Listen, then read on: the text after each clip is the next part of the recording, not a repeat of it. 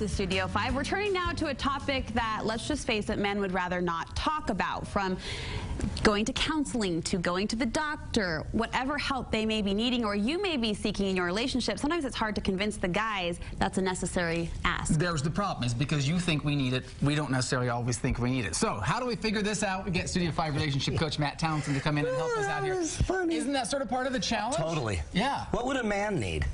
We don't need anything. We got everything we need. If we needed something, we'd go get it. We'd take care of it. Right. Like a mommy pooch. What Matt man was doesn't have a making fun mommy of that pooch? phrase. And we're not even mommies, and we don't even use the word pooch. So here's my question. You see couples every day, week after week. Yes. How often is it the woman that's maybe suggesting or dragging her man through the door?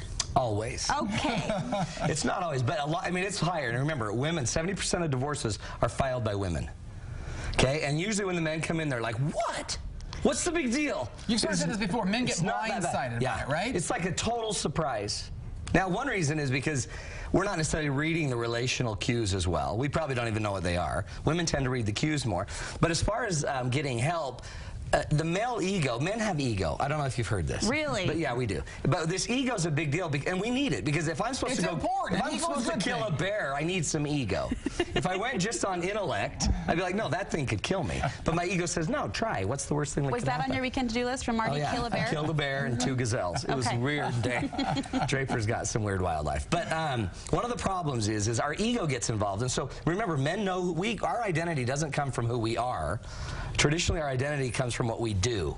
So to go and do something that makes us seem weak, like to go to a doctor and get an exam, it's not what we want to do. We'd rather pretend like we don't need the exam, right? And then until it festers and you get pneumonia, stuff like that.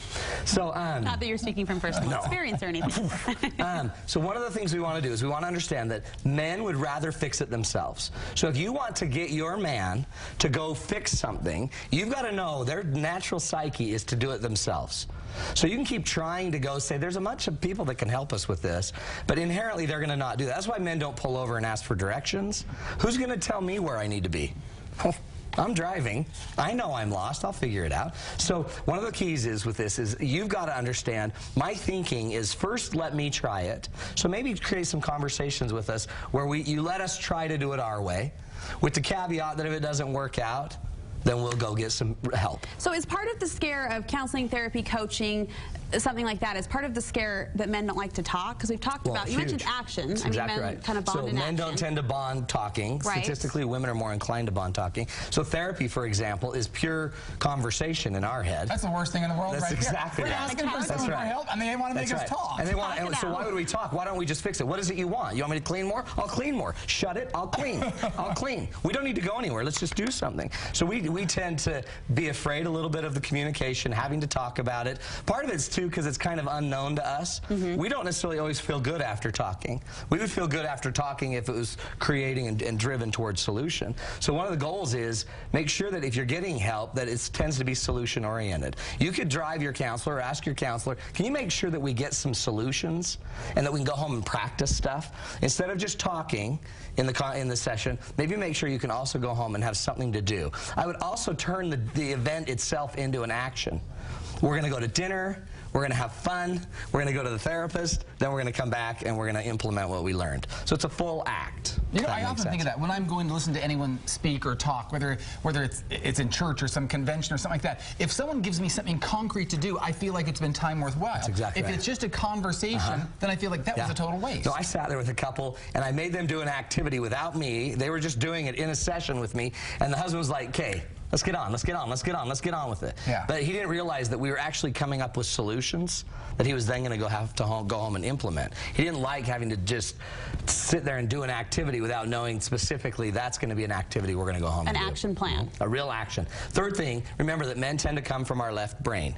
So we like the left brain, very data-oriented, very analytical. So you need to approach your partner if you want them to go get help from their left brain. You might want to show them, look, if you do have a sickness and you don't go get that colonoscopy, it's going to cost us this is going to happen, and start giving data, very real life things that will impact their life. Do you want to have this happen to you? Do you want to have to do this? Do you want to have to, and try to get them thinking from their left brain. Use words like patterns, solutions, skills, principles, tools. One of the things I do, one of the reasons date nights works with my program is because it's an action that when they go there, I can actually, we make it fun so they don't know they're having an intervention.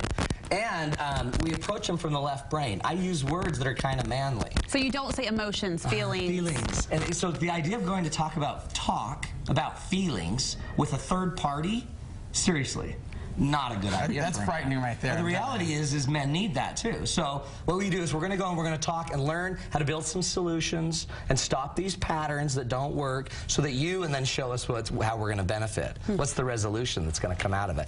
It's hard. Men are complicated. But you know what? There's one more tool. No, men are simple. Men are the simple ones. It really is. Okay. It really is. Depends on who's Quit trying to be thinking about it. patronizing to the women who are watching. We are the simple people right We now. are. You're so complicated. We're sick of it. I'm in trouble. The last thing is it's got to be be used as a weapon on behalf of all the women watching. It's got to be the guy's choice.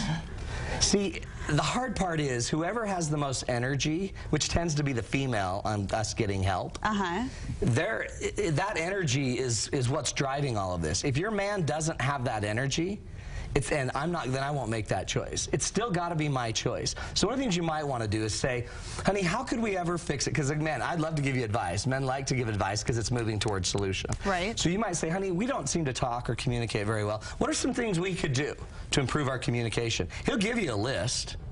So he's got ideas. Well, no, he'll never say, let's go see a therapist, but we could read a book, we could do this, we could do this. You could add a few others. We could go to our pastor, or we could go to a date night, or we could go to whatever. Then what you ought to say is, great, honey, out of those 6, what are a couple you'd be willing to try this week? And then let him choose off of his own list. So invite him to come up with solutions, which we'll be brilliant at. Then make him choose a couple off of his list. And if it works, good. And if it doesn't work, then you go back to the list. Right. But don't think like it has to be your list. No. If it's your list, odds are it won't work. Yeah. Because guys need to own it, and the best way to own it is to let us be involved in it. This sounds so weird, but if you want us to get help, you need to make it seem like it was our idea. And the funny thing is that sounds bad, but I know women out there are smart enough to do that. You're doing that all day long. Let's be real. You just pretend like we have power. Got it. And speaking of tricking them into it. Got it. You have opportunities to do that, This is a great date night. This is date night January 13th. It's now going to be at the Miller campus in Salt Lake, where is that? Like Draper, South Florida, Sandy. But call us, Matt Townsend, www.matttownsend.com, or 747-2121. This date night is on our differences. So if you and your partner want to start having a conversation about our differences, how to communicate better, get to that date night. $35, tons of fun. And it's genius what you're doing, because it complements this whole discussion that you're getting men there in a situation that's fun, it's action-oriented. They won't even know it. They won't even know. Until we start the testing. They like it, they come together. Thanks, Love Matt. it. Thanks, We'll be kids. back with more in Studio 5 after this.